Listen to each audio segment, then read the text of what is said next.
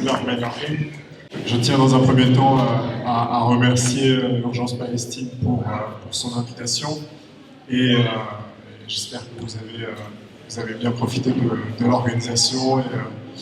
En effet, je travaille pour Cage et Cage, très succinctement, c'est une organisation musulmane internationale qui lutte contre l'islamophobie étatique, que ce soit en France, que ce soit en Grande-Bretagne, aux États-Unis, de par le monde, et qui évidemment est très investie dans le soutien à la cause palestinienne et à la résistance palestinienne. Et lorsque je dis qu'il est central de soutenir nos frères et sœurs en Palestine, ce que je veux dire par là, c'est que ce qui m'a tout à fait touché dans les innombrables vidéos que vous avez pu voir et qui proviennent de Palestine, c'est l'incroyable résilience de nos frères et de nos sœurs, alors même qu'ils font face à une épreuve absolument terrible, certainement la plus grande des épreuves. Et la résilience, l'attachement à nos principes islamiques, le refus d'accepter des compromis faciles, eh bien, c'est une idée qui traverse l'engagement de toutes les organisations musulmanes qui sont présentes aujourd'hui, que ce soit la mienne, Cage, que ce soit les autres.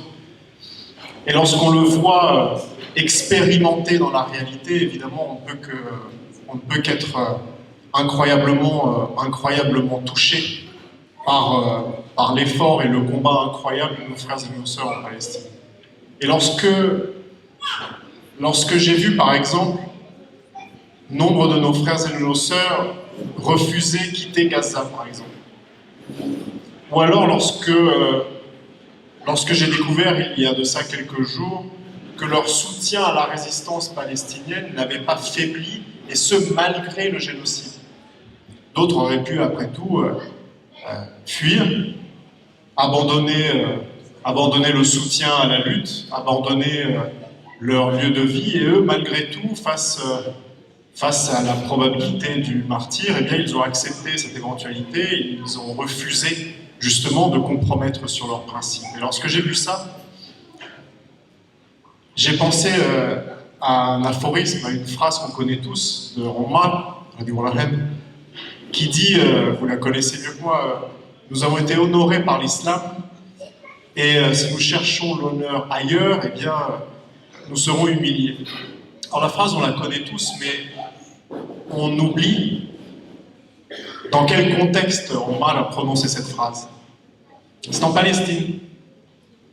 C'est lorsque la Palestine, c'est lorsque Jérusalem est conquise, lorsqu'on va lui offrir les clés de la ville, vous savez, il se présente et il est habillé très modestement, alors même qu'il s'agit d'un événement tout à fait important, magistral, et qui pour certains nécessite un décorum très important, et Omar se présente habillé, vêtu très modestement, avec quelques taches de boue sur lui. Et un autre grand compagnon, Abu Obeida, garant de la nation islamique, le voit et est surpris, il dit « Tu nous as humiliés, Omar ».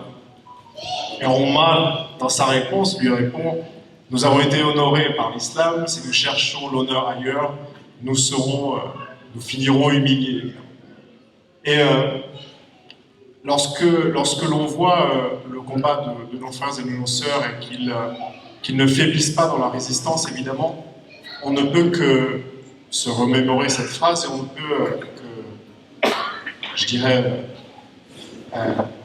avancer qu'une seule conclusion, qu'il y a aujourd'hui parmi nous des vrais fidèles,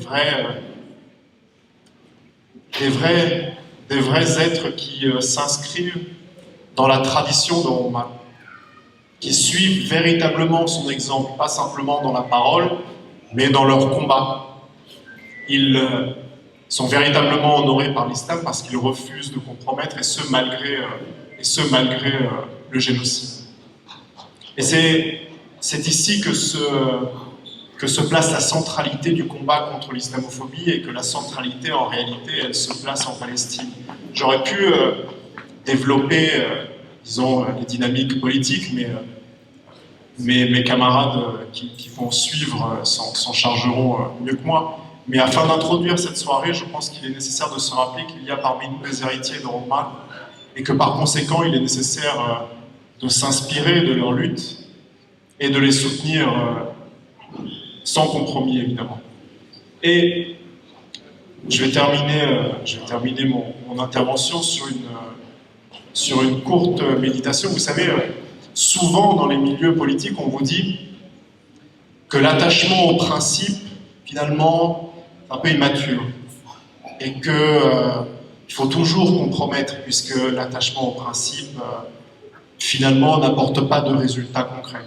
C'est quelque chose qu'on entend souvent, que vous soyez militant ou pas d'ailleurs. C'est une opposition qu'on entend très souvent.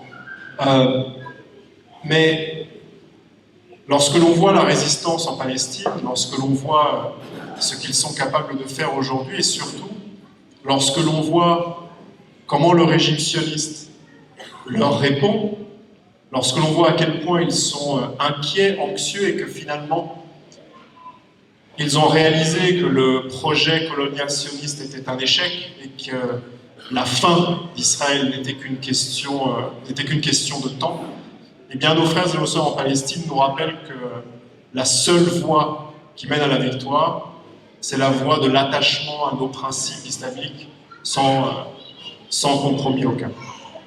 Merci à tous.